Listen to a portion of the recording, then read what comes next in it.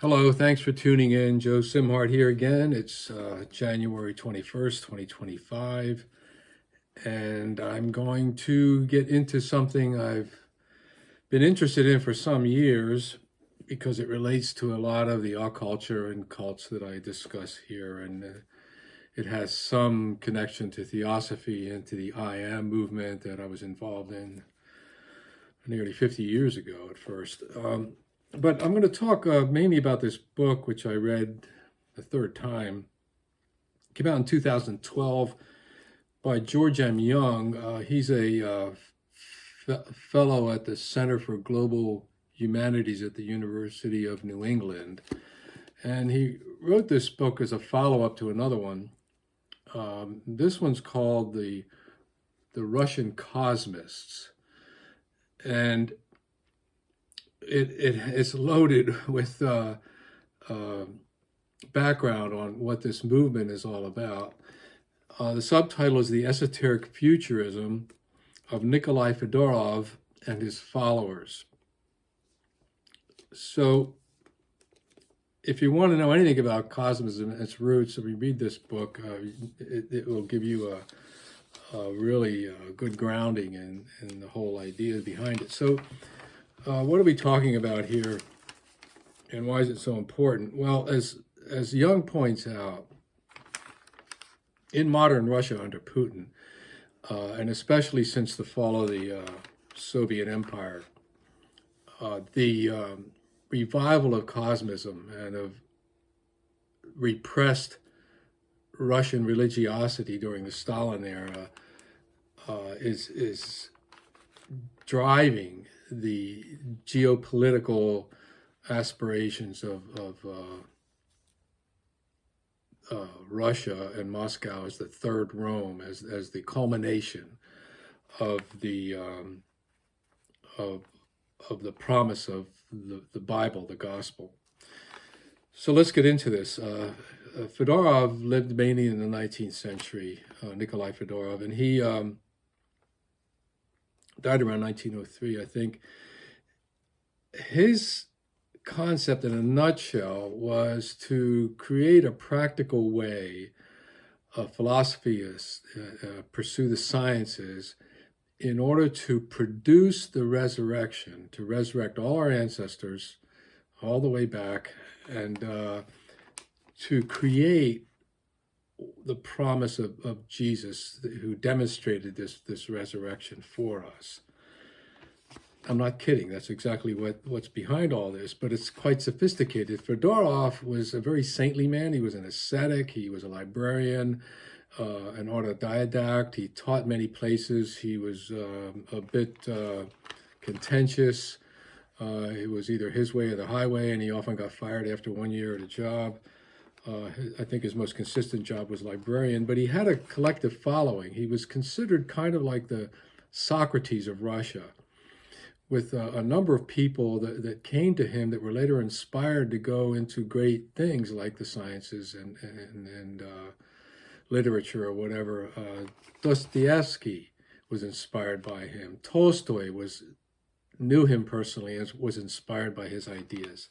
Didn't agree with him everywhere, but definitely imprinted by Fedorov with certain Russian ideology. So I'm going to go through some of my notes here just to give you a flavor of what we're talking about when we're talking about Cosmism. So the basis behind this is something that Fedorov called the common task. He wrote an essay on that. And this is the common task, is to resurrect, going back, all of humanity. And he believed this was possible because everything is interconnected. There's kind of a vitalism or a pantheism, a panentheism in the cosmist idea, in that we are all one, and the cosmos is us and we are the cosmos. And so that all this space dust that we created over the years from dying and getting absorbed back into the earth and whatever, through atrophy, through decay, that can be recollected, resurrected, in due time, as long as we try. And so the principle behind this is something which is purely Russian, which I saw this in the Agni Yoga teachings, for instance, is the idea of what can we do, not what can we believe or what do we think. What can we do? So it's not about accepting the resurrection. It's what can we do to create the resurrection. And the scripture that Fedorov and all the Cosmists use, coming from Jesus in John 14:12, is these things ye shall do, and greater things shall ye do, he said to his apostles. And they take this as not just theology, but as a theurgic, a way to do, a way to create, to magically recreate what God can do.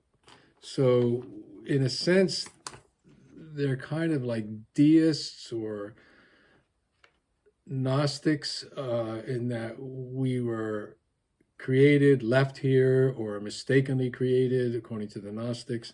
And our job is to get back to that purity, the pleroma, the immortality that God promises, that we have to conquer death, in other words. So this is the cosmist ideal.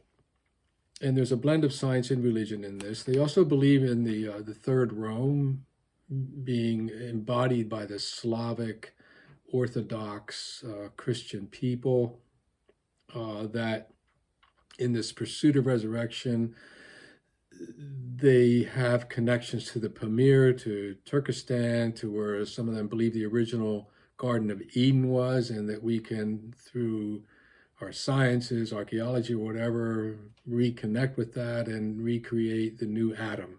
In other words, Adam could be resurrected. Some of these ideas influenced Stalin and a lot of the inner core of Russian leaders after Lenin died. It's why they, for instance, embalmed Lenin, revived some of the old Egyptian mummification ideas, believing that Lenin would be the first modern human to be resurrected. So there's more to it than just preserving an icon the way Western Christians do. Stalin, to some degree, excused his purges of villages, killing millions of people, believing that they would be resurrected. So, in other words, the ends justified the means. There is a totalitarian undercurrent within Cosmism that those that are resistant, that are flawed, that are ignorant, like the Gnostic Hylics, the mud people, they can be purged and left behind, and that's okay, because eventually it will all resolve itself in the end in some way. I mean, it's kind of like an eternal forgiveness idea in some forms of Christianity. For instance, Origin taught. There's this idea of our roots in this Hyperborean, this Pamir area, this Turkestan area, kind of a reflection of theosophical Lemuria and Atlantis. But the Cosmists take this more literally and seriously. They have an idea, some of them, of Sophia being wisdom, that we can approach her. Some of the Cosmists, for instance, one of them looked at Raphael's the Sistine Madonna and had a Damascus moment, like Paul, and was enlightened for the rest of his life in dedicating pursuit of Sophic knowledge, or the Gaia energy of Earth, for instance, in our Western New Age concept. Some of these cosmic ideas inadvertently reflect what Ken Wilber wrote in The Theory of Everything. They're not the same, but it has the same impulse of explaining everything, why we're here, why we do science, why we go to war, why we believe in our nation, and all of this is mixed into Cosmism. One of the more famous scientists, and he was a true scientist, a rocket scientist, Vladimir Vernadsky, also borrowed from Cosmism this idea of Teilhard de Chardin's noosphere, the idea that we're creating a place of knowledge, a new layer of reality beyond the biosphere that will create a kind of a perennial wisdom. It's a realm in which we will learn and share ideas in the collective that will guide us toward an eternal resurrection and immortality. Vernadsky opposed the theosophical idea that this was a perennial wisdom. It was always there in the Akashic records. He, like the Cosmists, believed we have to create this, that's our job as humans. We are theurgists. We are magically creating this incredible fount of power and knowledge and magical self-creation. The noosphere also invites us to believe in telepathy, that once we get into that state, by the way, they believe that we will begin to transcend our human limitations. We will no longer need to procreate. This is similar to what I heard in Church Universal and Triumphant in the I Am, that we're going to just use our energies in order to create new bodies. Sex will be gone, and we will go back to more of like a vegetative type of a humanoid existence where we get all our energy from the sun, and we won't have to eat animals and eat vegetables and whatever. Yeah, it gets really out there, kind of like Star Trek. One of the ideas that came out of this back over 100 years ago was grafting tissue from ape testicles and grafting it onto humans and hoping to increase mortality, to increase life. William Butler Yeats tried this, for instance. Some people died as a result of this procedure. Of course, it was one of these, let's just do it, let's not think about it too much, which is of this principle, what can be done, not what do we think. Cryogenics comes out of this idea that if we preserve our body now, similar to Lenin being preserved, that we will be able to resurrect ourselves in the future. So Western ideas have been influenced by this. There was a lot of art movements, science movements came out of this. One of the art movements that came out of it was called the Makevitz,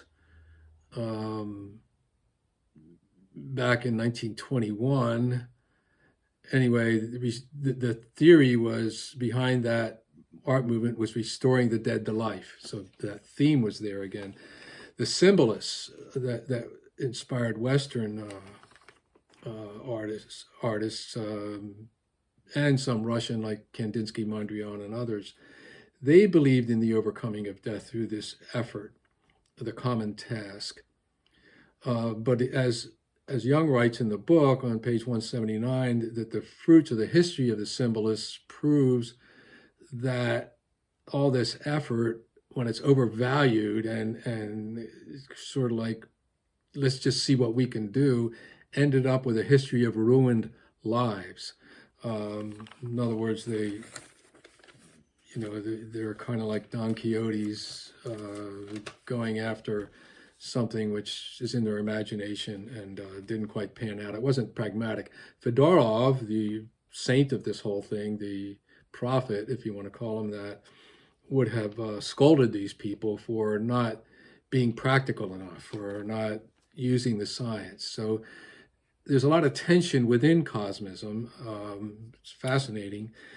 One of the things that I had looked at, and there's this principle in New Thought, in Name It and Claim It Christianity, and in the I Am movement and the Church Universal Triumphant, that you can use words, decrees, intent, like a theurgistic magic, to make things happen, to do things, to use the energy of God to make things. So this is a cosmist idea.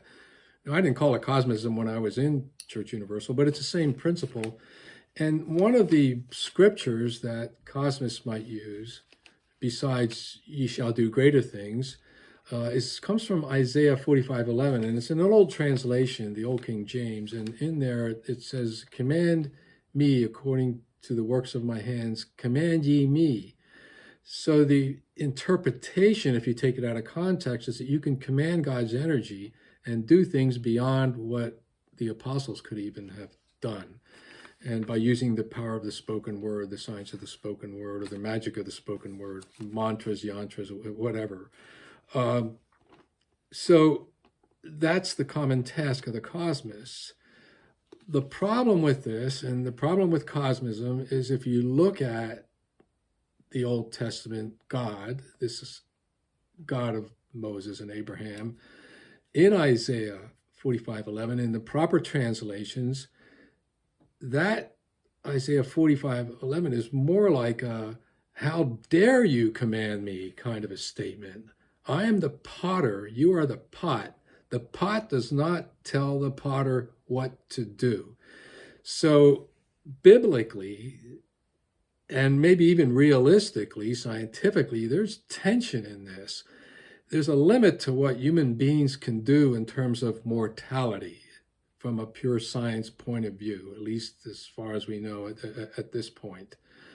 And there's a caution there not to overvalue what we're doing, because we might go too far too soon and end up going over a cliff and ending up nowhere.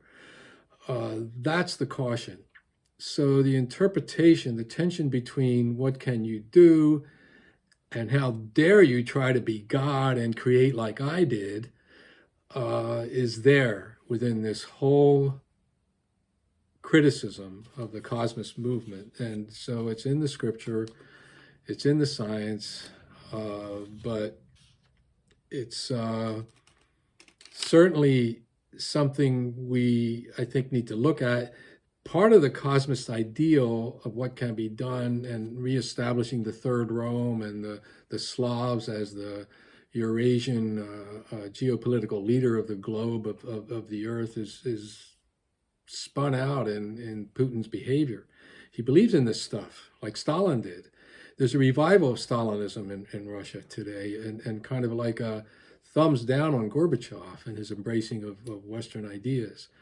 Putin's invasion of Ukraine is part of this Cosmist ideal. The dead will be resurrected anyway. Our destiny is to take over this land and to establish this futuristic utopia that's bound to come because it's ordained by our saints like Nikolai Fedorov. Anyway, I'm going to end my spiel on this like that. It's fascinating. Read the Russian Cosmists if you want to learn more. There's plenty online about it also. Thank you for listening. I'd appreciate any comments. It's too deep a subject to cover in a short time, but I tried. Thank you.